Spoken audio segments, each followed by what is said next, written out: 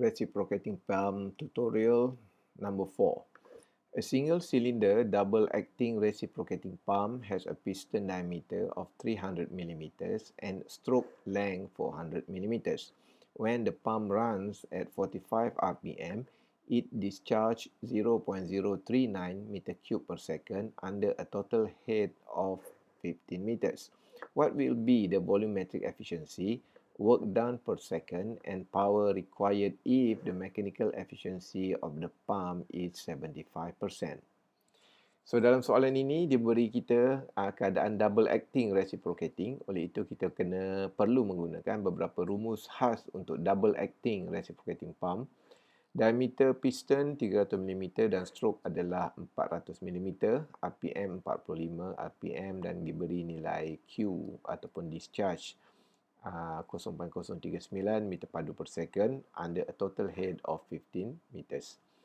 Okay, soalan yang pertama adalah volumetric efficiency. Kita tahu bahawa efficiency adalah volumetric, volume adalah isi padu, oleh itu rumus dia adalah kadar alih untuk actual dibahagikan dengan kadar alih untuk theoretical. Kadar alih untuk theoretical kita boleh mengira dengan menggunakan rumus ini. Kita perlu menggunakan 2ALN/60 kerana masalah kita adalah double acting. Ini adalah rumus untuk mencari kadar alih di dalam double acting reciprocating pump. Setelah kita mengira berdasarkan data yang ada, kita boleh dapati bahawa kadar alih untuk theoretical ialah 0.042417 meter padu per second dan kita dapati bahawa secara aktualnya diberi dalam soalan ia hanya mengalirkan air 0.039 meter padu per second. Oleh itu kita bahagikan nilai kadar alih aktual dengan kadar alih theoretical darabkan dengan 100%, kita boleh dapatkan volumetric efficiency-nya sebagai 91.94%. Kemudian kita boleh mengira power ataupun power dengan menggunakan rumus rho GQH. Rho adalah air 1000 kg per meter padu, G adalah gravity dan kadar alih kita masukkan ataupun kita gunakan kadar alih actual. Dan ketinggian air yang perlu diangkat ialah 15 meter. Oleh itu kita akan mendapati bahawa power yang dihasilkan oleh piston pump ialah 5.739 kW. Kemudian soalan memerlukan apakah power required ataupun power yang perlu kita bekalkan kepada pump supaya air boleh diangkat setinggi 15 meter. Diberi dalam soalan bahawa mechanical efficiency adalah 75%. Perkara ini telah saya terangkan dalam tutorial yang sebelum ini. Ia membawa maksud 25% hilang sebagai losses.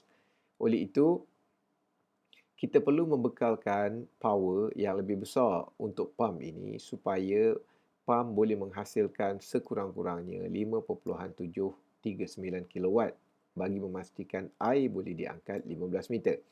Oleh itu, kita boleh memulakan pengiraan dengan cara mengetahui bahawa efisiensi adalah 75%, kita boleh menulis 0.75 sama juga dengan P out dibahagikan dengan P in. P in juga membawa maksud power required, power yang perlu kita supply kepada pump tersebut untuk berfungsi dengan baik. Oleh itu, kita boleh ubah equation ini menjadi P in sama dengan 5.739 iaitu power out yang dikira secara actual di sini dan juga efisiensi 0.75, kita boleh dapati bahawa power required ialah 7.652 kW. Kita dapati bahawa power required perlu lebih besar daripada power sebenar kerana kita memerlukan 7.652 kW power untuk menggerakkan pump kerana 25% daripada power ini akan hilang untuk melawan geseran dan sebagainya.